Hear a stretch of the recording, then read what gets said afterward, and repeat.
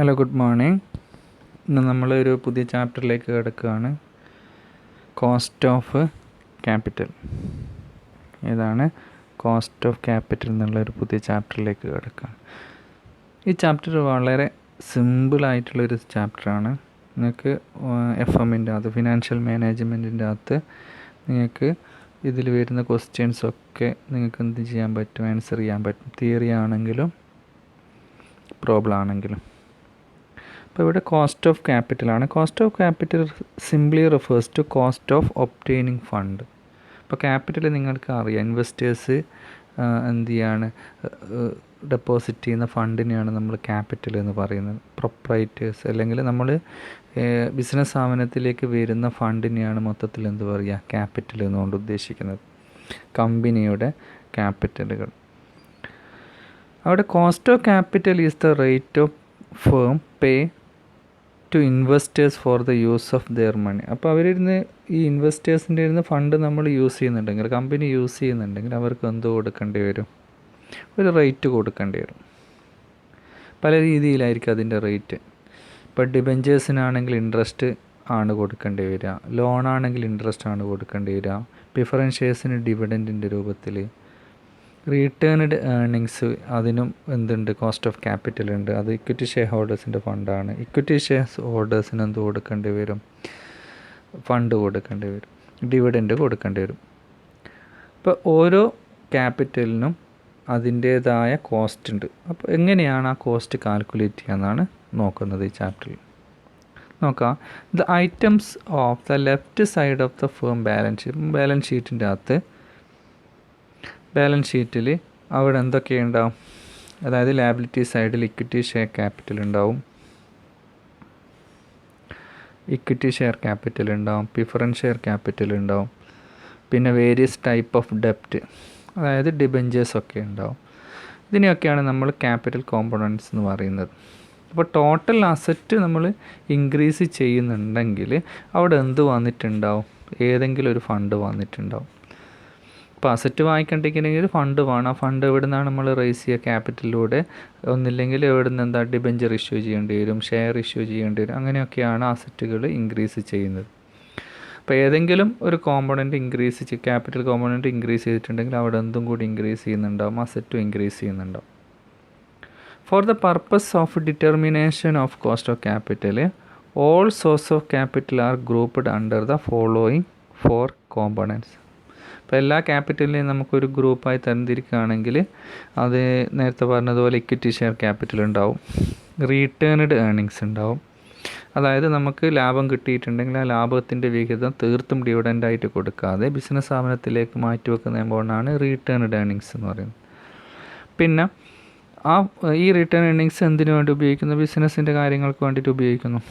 പിന്നെ എന്താ ഉണ്ടാവുക? പ്രിഫറൻസ് ഷെയർ ക്യാപിറ്റൽ ഉണ്ടാവും, പിന്നെ ഡെപ്റ്റ് ക്യാപിറ്റൽ, ഡിബെഞ്ചേഴ്സൊക്കെ ഡെപ്റ്റിൽ വരും, ബോറോവഡ് ഫണ്ട്.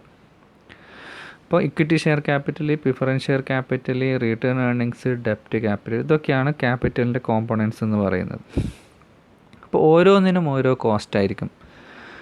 ഡെപ്റ്റ് ക്യാപിറ്റലിൻ്റെ കോസ്റ്റ് ആയിരിക്കില്ല പ്രിഫറൻസിൻ്റെ കോസ്റ്റ്, റിട്ടേണിങ് ഏർണിങ്സിൻ്റെ കോസ്റ്റ് വേറെ ആയിരിക്കും, ഇക്വിറ്റി ഷെയർ ഹോൾഡേഴ്സിൻ്റെ കോസ്റ്റ് വേറെ ആയിരിക്കും. അപ്പോൾ ഓരോന്നിനും എത്ര കോസ്റ്റ് വരുന്നു എന്നുള്ളതാണ് നമ്മൾ ഈ ചാപ്റ്ററിൽ നോക്കുന്നത്. Calculating the overall cost of capital may be made calculate the cost of each and. അപ്പോൾ ഓരോന്നിൻ്റെയും എന്ത് കാണേണ്ടി വരും?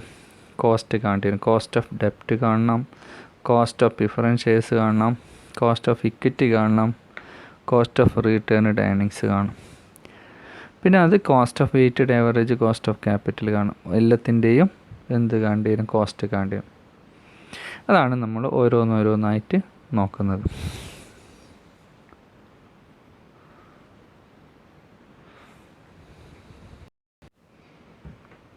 നമ്മളാദ്യം നോക്കുന്നത് cost of ഇർറിഡീമബിൾ ഡെപ്റ്റ്.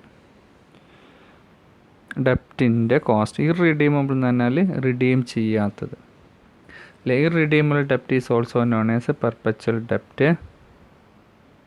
Perpetual or irredeemable debt are the debt which are not repayable during the life of the company. Repay ചെയ്യാത്തത് സാധാരണഗതിയിൽ ഡെപ്റ്റ് ഒരു സ്പെസിഫൈഡ് പീരീഡ് കഴിഞ്ഞാൽ എന്ത് ചെയ്യേണ്ടിയിരുന്നു? റീപേയ്മെൻറ്റ് നടത്തണം. പക്ഷേ ഇവിടെ നമ്മൾ എന്തിൻ്റെയാണ് കാൽക്കുലേറ്റ് ചെയ്യുന്നത്? ഇർറിഡീമബിൾ ഡെപ്റ്റിൻ്റെ കോസ്റ്റ് എത്രയാണെന്നുള്ളതാണ് കാൽക്കുലേറ്റ് ചെയ്യുന്നത്. These are repayable only on the liquidation of the company. In the case of time of maturity is not specified. Cost of irredeemable എങ്ങനെയാണ് ഇർറിഡീമബിൾ ഡെപ്റ്റിൻ്റെ ഇങ്ങനെയുള്ള ഡെപ്റ്റുകൾ എന്താ കമ്പനീൻ്റെ വൈൻഡിങ് അപ്പിനോ ലിക്വിഡേഷൻ്റെ സമയത്ത് മാത്രമേ എന്ത് ചെയ്യും? സാധാരണഗതിയിൽ എന്ത് ചെയ്യുള്ളൂ? റിഡീം ചെയ്യുള്ളൂ, തിരിച്ചു കൊടുക്കുള്ളൂ, റീപേയ്മെൻറ്റ് നടത്തുള്ളൂ. അങ്ങനെയുള്ള ഡെപ്റ്റിൻ്റെ കോസ്റ്റ് എത്രയായിരിക്കും? രണ്ട് രീതിയിലാണ് കാൽക്കുലേറ്റ് ചെയ്യുന്നത്. ബിഫോർ ടാക്സിൻ്റെ മുന്നേ ഉള്ള കോസ്റ്റ് ഓഫ് ഡെപ്റ്റ്, ആഫ്റ്റർ ടാക്സ്. ഈ രണ്ട് കേസിലും ഇതിൻ്റെ കോസ്റ്റ് എത്രയാണെന്നുള്ളത് കാൽക്കുലേറ്റ് ചെയ്യുന്നുണ്ട്.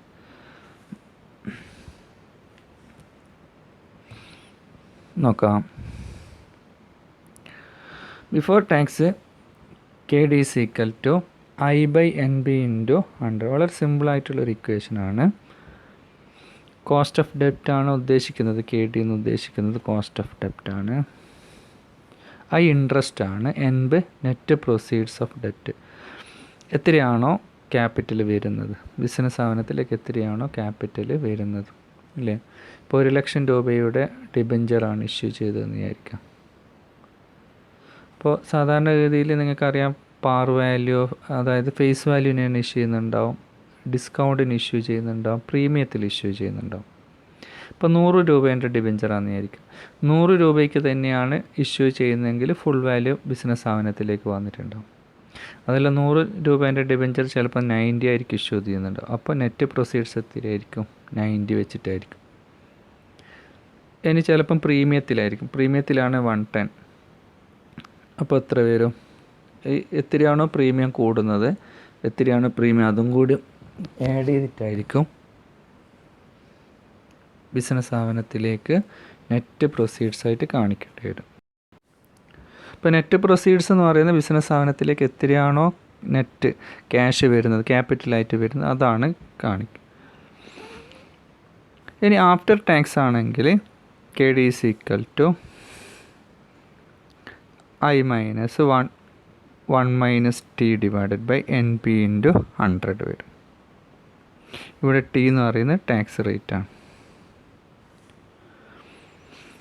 ഇനി ഇത് കുറച്ച് പോയിൻറ്റും കൂടി നിങ്ങൾ ഓർമ്മിച്ച് വെക്കുക. ഇൻ ദ കേസ് ഓഫ് ഡെപ്റ്റ് is raised at premium or discount. ഞാൻ നേരത്തെ പറഞ്ഞു തന്നെയാണ്. ചിലപ്പം ഡെപ്റ്റ് എങ്ങനെ എന്ത് ചെയ്യും, ഏത് രീതിയിൽ വരും? പ്രീമിയത്തിലായിരിക്കാം അല്ലെങ്കിൽ ഡിസ്കൗണ്ടിലായിരിക്കാം. Net proceed is the received from the issue and not the face value of security means premium should be added. Premium ആണെങ്കിൽ അറിയാലോ, ഇപ്പോൾ 100ൻ്റെ ഡിബഞ്ചറാണ്, 10 രൂപ പ്രീമിയം ഉണ്ടെങ്കിൽ 110 ആയിരിക്കും. പ്രീമിയം ആണെങ്കിൽ ആഡ് ചെയ്യണം, ഫേസ് വാല്യൂൻ്റെ കൂടെ ആഡ് ചെയ്യണം. ഡിസ്കൗണ്ട് ആണെങ്കിൽ എന്ത് ചെയ്യണം? ലെസ് ചെയ്യേണ്ടി വരും. ഇനി എന്തെങ്കിലും ഫ്ലോട്ടേഷൻ കോസ്റ്റ് ഉണ്ടെങ്കിൽ അതും എന്ത് ചെയ്യുക? ഡിഡക്റ്റ് ചെയ്യാൻ പറ്റും. ഫ്ലോട്ടേഷൻ കോസ്റ്റ് എന്ന് പറഞ്ഞാൽ എന്തെങ്കിലും എക്സ്പെൻസുകൾ വന്നിട്ടുണ്ടെങ്കിൽ, all type of expenses which are incurred in connection with issue of debentures or bonds obtain the loan.